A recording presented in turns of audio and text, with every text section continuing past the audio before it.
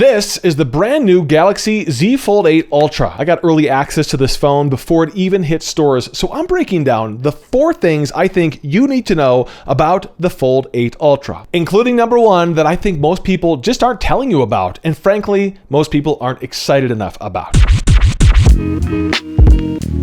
I'll get to that in a second, but first, out of the box, you get a SIM ejector tool, a quick start guide, an unbranded USB-C cable, and the Z Fold 8 Ultra itself. Peeling off the screen film on a new phone never gets old. My moment of zen. And speaking of the screen, that's number 4. So the screen on the inside is different than the Z Fold 7. So it's the same size screen this time around, no question about that. It's just not as shiny, and I'm not sure if you can tell there, but they've added a matte finish to the screen. It seems like a minor change, but I think this makes a huge difference. The screen feels less plasticky, kind of higher end. I really dig the new screen finish, and I think most people are going to like this too. It's just a better user experience. The Fold 8 does come with a screen protector already installed on the screen, so I'm not sure if they just changed the screen itself or if they just changed the screen protector, but either way, guys, I like the new experience. It makes using the Z Fold 8 Ultra in tablet mode a much better experience. You get less reflection, you get less glare, and frankly, things just look better because of that new finish on the screen. Number 3 also impacts the screen and the durability of the Fold 8. Samsung is using a new technology under the screen called Flex Titanium. I'm calling this a titanium sandwich because Samsung is using 2 new layers under the OLED screen. Most people tell you about this, but they don't quite explain how it works, so let me explain it. The first layer is 30% thickness of a human hair. That's so incredibly microscopic thin, but it's an alloy, so it's stronger than the plastic layer they used before. So they say this makes for a more rigid feel when you actually press on the screen, despite, of course, still being flexible enough for the screen to fold and close. And under that layer is a new titanium plate that actually adheres to the other layers. So what? Sounds geeky, right? Well, the reason that's important is because it reduces air gaps and thus reduces that dreaded mid-screen crease, which makes everything feel just stronger and more rigid. And for you as a user of this phone, what that means is that the crease is almost unnoticeable. I mean, it really is, unless you look for it. And they say it won't get worse over time as you use it, which has been an issue with previous folding phone models. I mean, frankly, this is what you get with an 8th generation device. It just keeps getting better as they continue to improve the technology inside. I've got a real quick ask for you here. I don't have sponsors on this video. It's just you and me. So I simply ask that you do me a huge favor, subscribe to the channel, help me grow here on YouTube. That's it.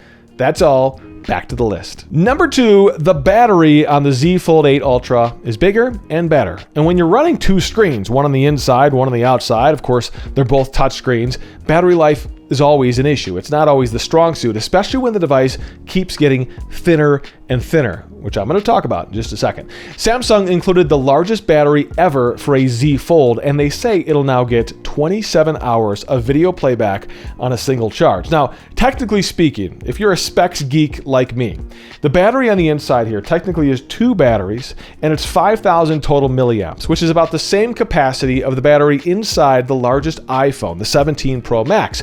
But more importantly, it uses a new technology called silicone carbon anode, which means it's about more than just the milliamps. It's a different technology. And they say that technology gives you a longer lasting battery, first and foremost. But in addition to that, the new battery can also charge a lot faster than the previous battery.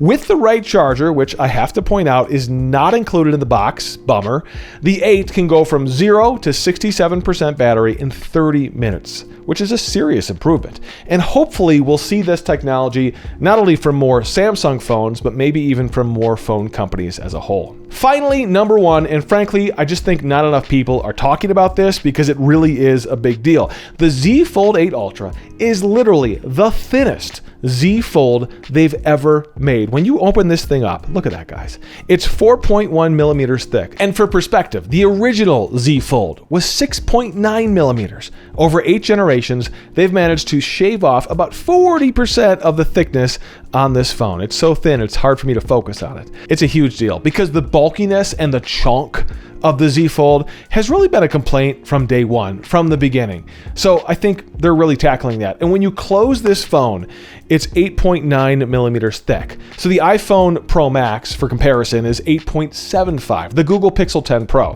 8.6 millimeters. Point being, we're getting really close to the point where this folding phone is just as thin as a normal phone, despite the fact that it has an entire touchscreen on the inside. It's almost the same fit and feel as a non-folding flagship phone. The chunkiness argument of the Z Fold 8 is pretty much out the window. And in addition to that, this thing weighs just a touch more than most flagship phones.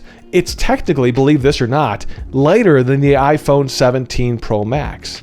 So it finally feels like a normal phone when it's closed that just happens to open up and have a giant tablet screen on the inside. I'm not saying this is perfect. It certainly is not. And frankly, it's not for everyone. I'm going to talk about my biggest complaint about the Z Fold 8 Ultra in just a second, but I can confidently say that after using this thing for about 3 or 4 days straight, this is the first Z Fold that I could realistically see myself using as a daily driver phone. The screen, both on the outside and on the inside, they feel very, very premium. The battery life issue, pretty much fixed. The fragile feel we've had before is fixed. The bulkiness is fixed. My biggest complaint is still the price. That's always been a holdup of the Z Fold series, and frankly, it still is. This thing starts at $2,100, and I'm just not sure who can justify that much money for a phone. I've literally purchased cars for less than that, which maybe tells you more about my age, but it's fact nonetheless. So now it's your turn, guys. Are you finding the cash to buy the Z Fold 8 Ultra? Which of these new features sold you, or are you holding back on this model, and why? Throw a comment below. I read every single one. And again, do me a huge favor. It helps me grow here on YouTube. Subscribe to the channel. Here's my playlist, by the way. Some of the other phone videos I've posted recently on my channel. Check them out, and I've got a lot more to come. Tack it before you wreck it. I'm Kirk.